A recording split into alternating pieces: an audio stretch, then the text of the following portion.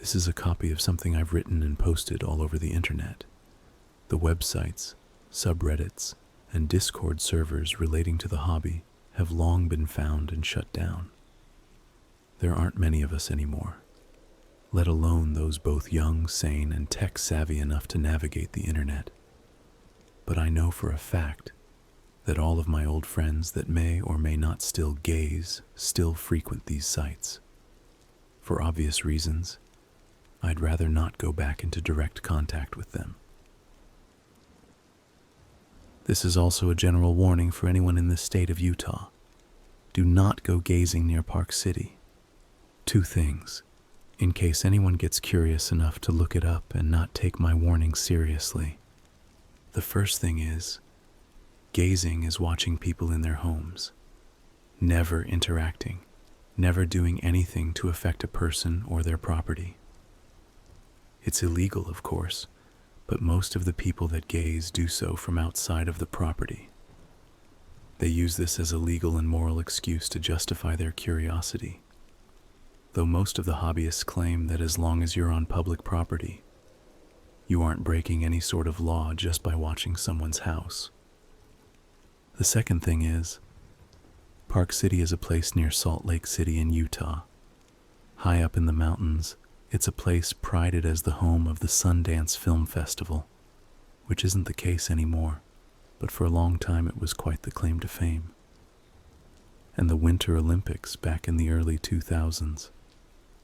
The place has a lot of money invested in it, which leads to a lot of big, isolated houses among the mountains where owners don't bother drawing the shades. Or just as bad, ignoring that you can see their silhouettes as long as the lights are on, unless you have some very thick curtains in front of your windows.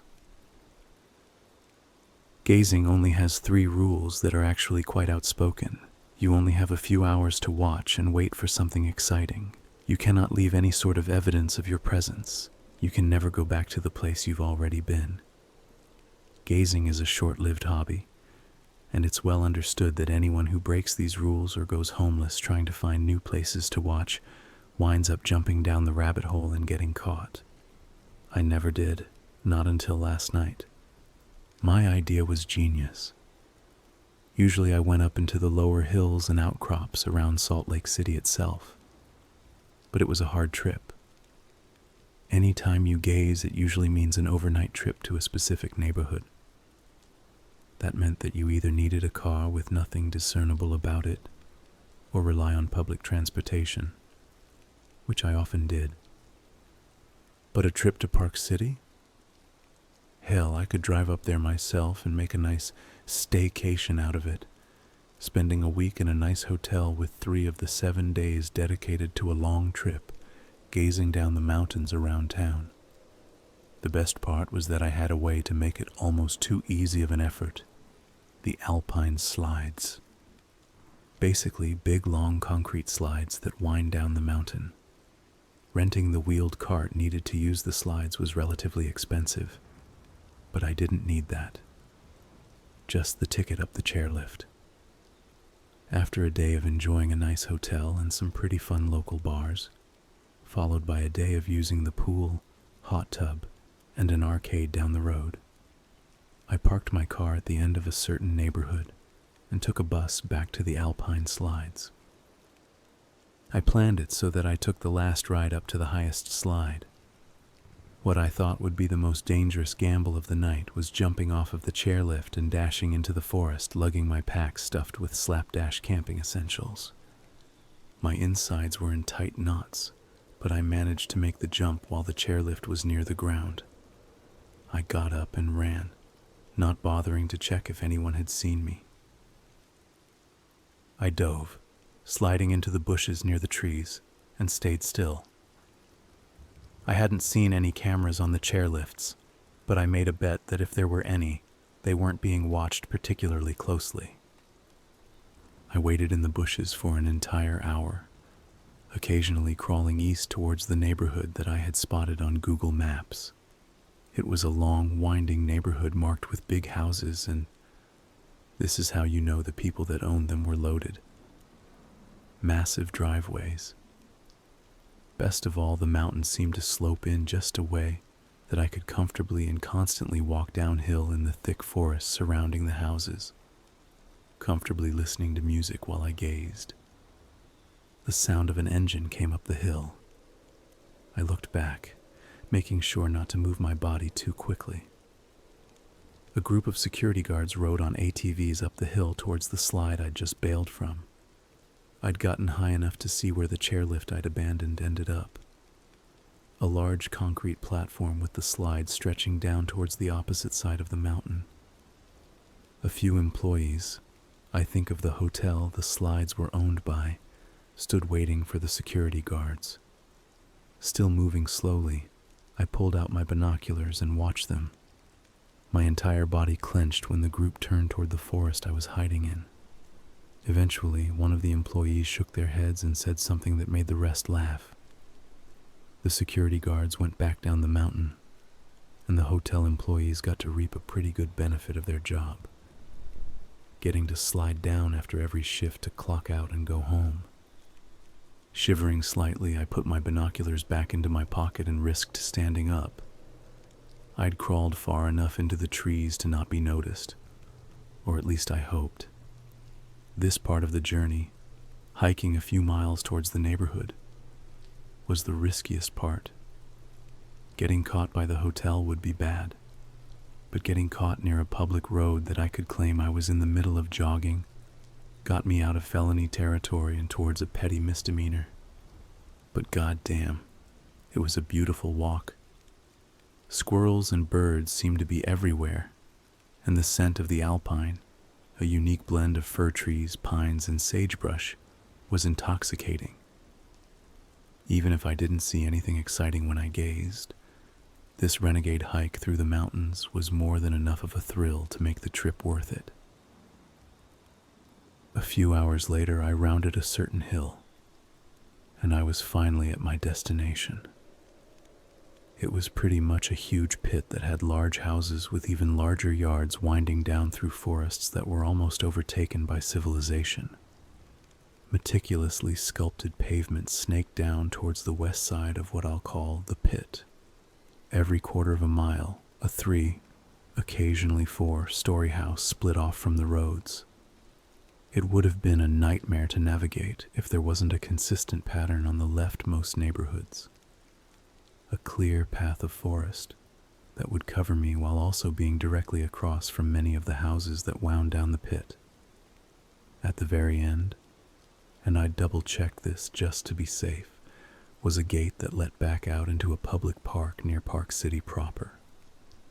My car was parked at the edge of said park. My binoculars came back out from my pocket. The sun was still setting, and there was a stretch of hill that I needed to walk down to start on my path down the pit. In the meantime, I thought I'd get some preliminary gazing out of the way. There was only one house that had lights on that I could see from the top of the pit. I say house, but it was really a mansion, hosting a party that filled the entire yard, with a large pool, hot tub, a basketball court, and even 2 batting cages that took up a football field-sized section of land. People of all shapes, sizes, and colors mingled, ate food, and enjoyed the amenities. Nothing crazy or wild enough to warrant writing down at the time happened, but it was fun watching people have fun. After the sun really started to set, the partiers began moving inside. I watched them go in, trying to see what was going on in the mansion, but I was much too far away and elevated to get a good look. I wondered if they were going to break out the crack, Molly, and condoms after they went inside. I caught sight of a little girl in my binoculars following her parents inside. Now I hope to God the 3 things weren't a part of the party. I chuckled a bit, although I really did hope the people up here weren't that fucked. Drank some water and took one last look at the mansion. The little girl was standing just outside the wide mansion doors, looking towards me. Not at me, but way too damn close for comfort. There's an excellent science and learning-based channel on YouTube that I keep up with. One of their episodes had been about horror and paranoia. I bring it up because I remembered when I was looking through those binoculars that there was a popular theory that you knew when you were being looked at due to specific rays of light that can emit from someone's eyes when they look at you. It was the only way I could explain my certainty that the girl was looking right at me. She wasn't. Or at least, I really don't think she was. Even after everything that happened, I'm not sure. But I do know that an alarm went off in my head, that something was looking at me, even if it wasn't the little girl looking towards the hills where I was hiding. The girl turned away, took a sip from the pouch of juice she was carrying, and walked into the mansion that now flooded with life and light. She closed the door behind her, and that watched feeling finally went away. I felt cold and, for the first time since picking up the hobby, doubt. It didn't take much to shrug off that doubt, but I wrote what I'd seen down. The other guys, and plenty of gals, believe it or not, in the hobby would get a kick out of the creep factor.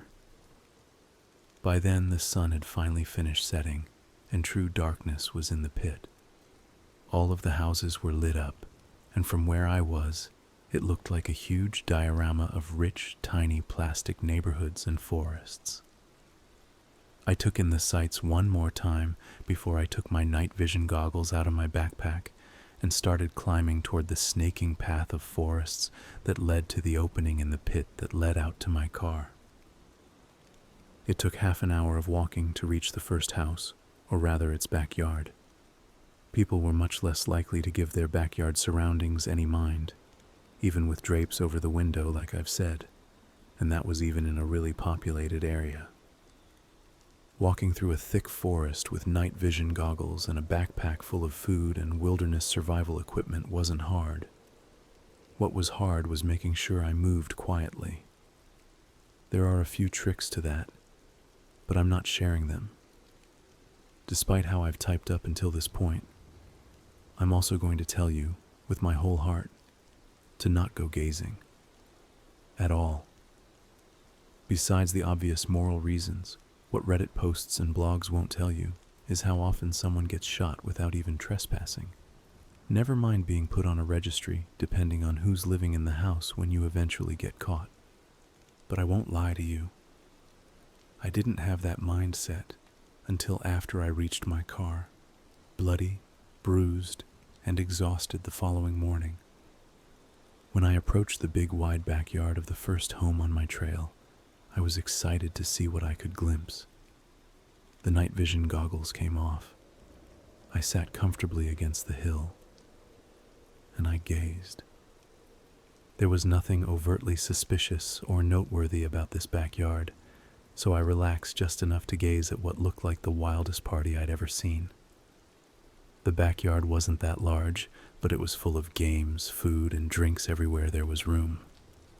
Pool tables, ping pong tables, and an inflatable sports area, bouncy house.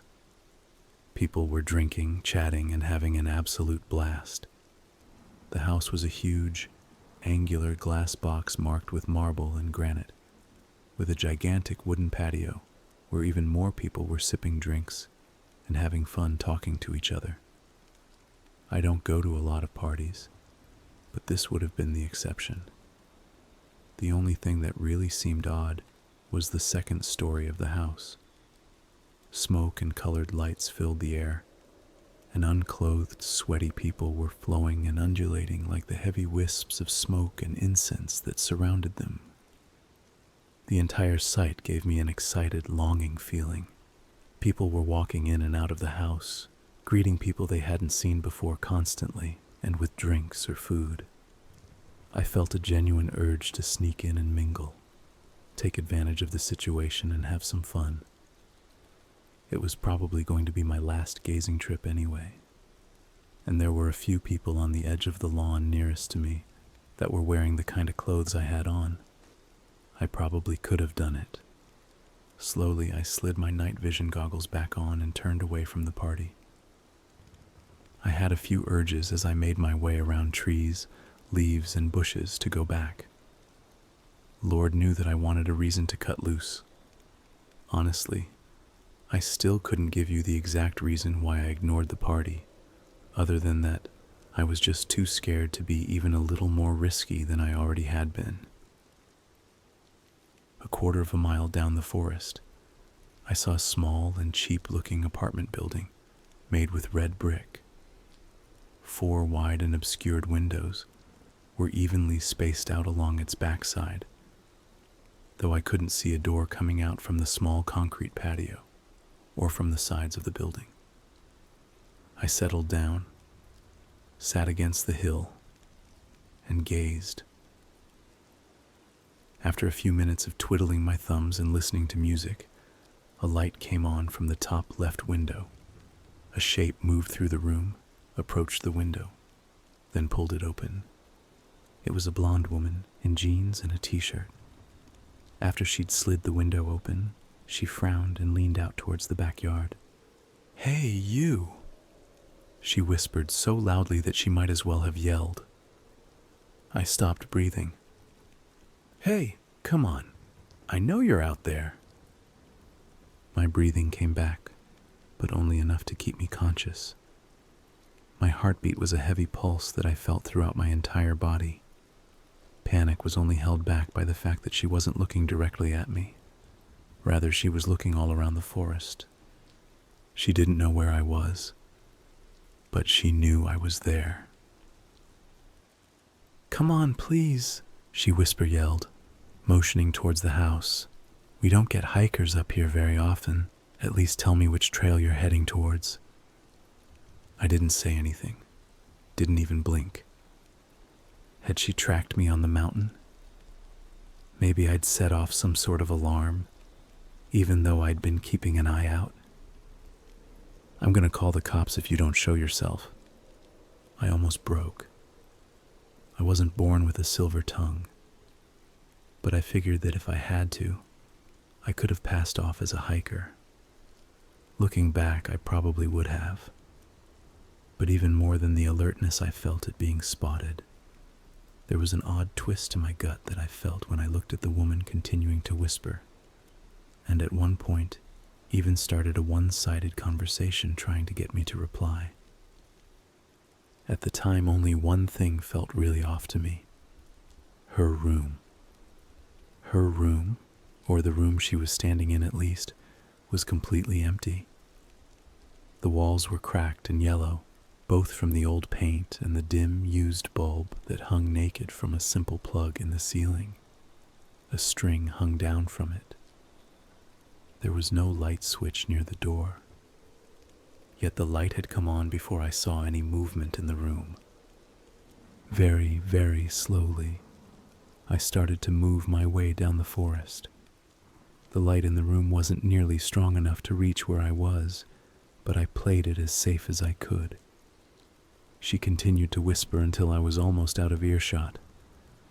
This is one of the few things from that night that I don't vividly remember, but I would swear that after a certain distance, she stopped talking entirely. Just when she went quiet, the light went off.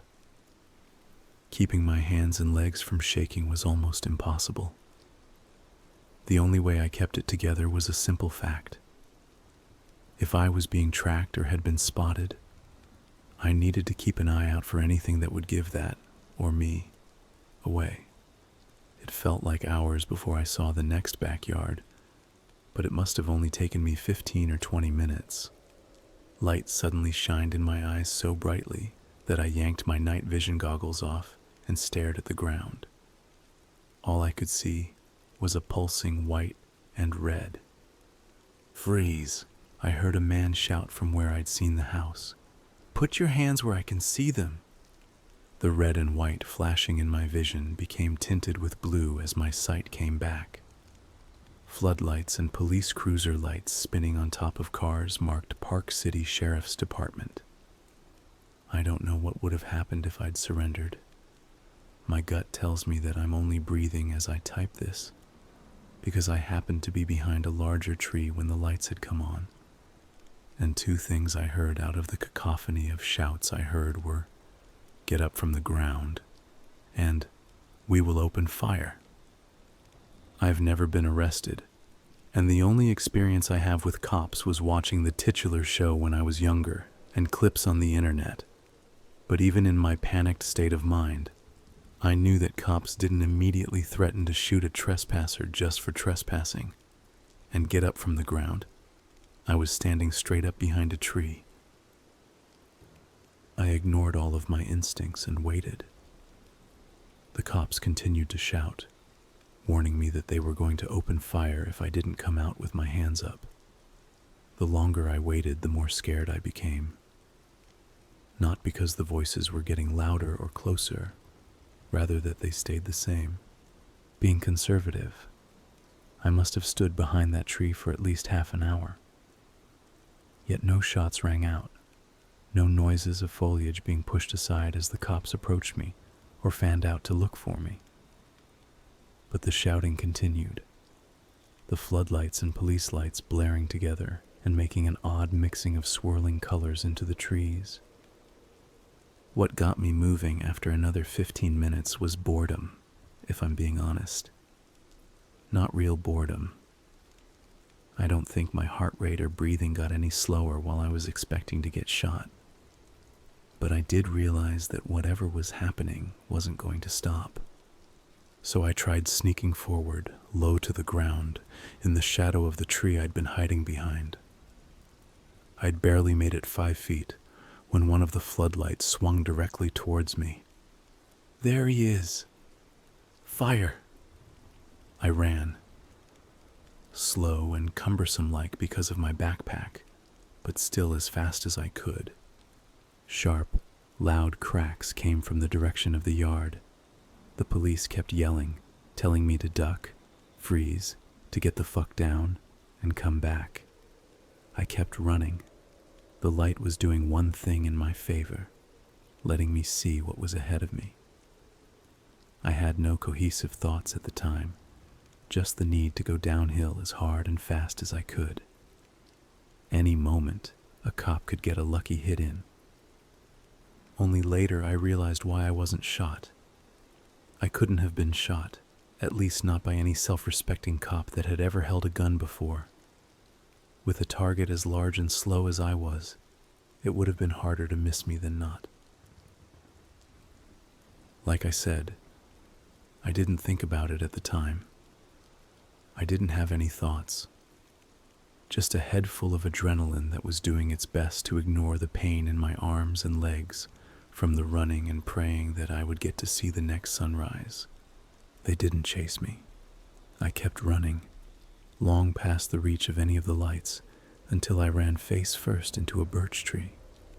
My vision was a blur as I fell to the ground, rolling down the hill until I came to a sudden stop against another tree that caught me right in the abdomen.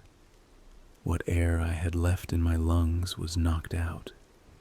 After a very painful, forced rest on the ground, my breath came back to me. It hurt, and so did my nose that wasn't broken but ran with blood. But I managed to claw my way to a standing position next to the tree that had both saved me and given me a huge bruise on my midsection. If it hadn't, the odds were more than likely that I would have broken something farther down the hill. The only thing that had broken was one of my night vision goggles' lenses. Still, I was grateful that I had that much. It and the compass that pointed directly toward the pit's exit was all I needed to run in a straight line as fast as I could to get the hell out of there. My days of gazing were over, to say the least. One step down the hill, it started to rain. Despite the urgency I felt in every atom of my body, I looked up towards the sky, confused. There hadn't been any clouds before, and there weren't any now. The stars shone bright even if a bit muted from the nearby city's light pollution. I couldn't actually see where the rain was coming from, but I swear it was there. A smaller and much creepier detail that I thought about a ways down the hill was that the rain was falling everywhere, including under canopies of leaves. That rain naturally ran down to leave the trunks of trees dry. I ignored it. Actually, the smell of ozone and forest rain calmed me down a little. It wasn't much compared to the growing strain on my body and my clothes getting soaked and really uncomfortable, but it was something. There was one more house on my straight shot to the pit's exit, even with my straight run through the forest. I would have ignored it if the light from the backyard didn't sear into my eye. Since I was so close to the exit back into Park City, my night vision goggles went back into my pocket. Unfortunately, the hill rose and split in a way where the much quicker route wound towards the house's backyard that I saw as I got closer was lit with a low firelight. There were people there, at least a dozen. Each was tied up on X-shaped St. Andrew's crosses. Connecting them all were confetti streamers. The torches, blazing even in the rain, spread across the yard and only lit up the bodies on the crosses, enough for me to get the barest look. Halfway around the hill that I knew would let me out onto a street, right next to the pit's exit, I realized that it wasn't streamers that connected all of the crosses. Streamers weren't pink and fleshy, with a tubular shape. I could also finally see that the streamers were coming from and tied between each of the bodies. Before I could scream, or more likely puke my guts out, I heard a sharp whisper near me, from the right side of the yard. The cross closest to the end of the yard had a living person on it, a girl with one streamer already out and tied to another cross behind her. Two kids, teenagers, were trying to pull an iron stake out of one of the girl's feet. "Hey, you!" one of them whispered directly at me. "Please, come help us. We're so close."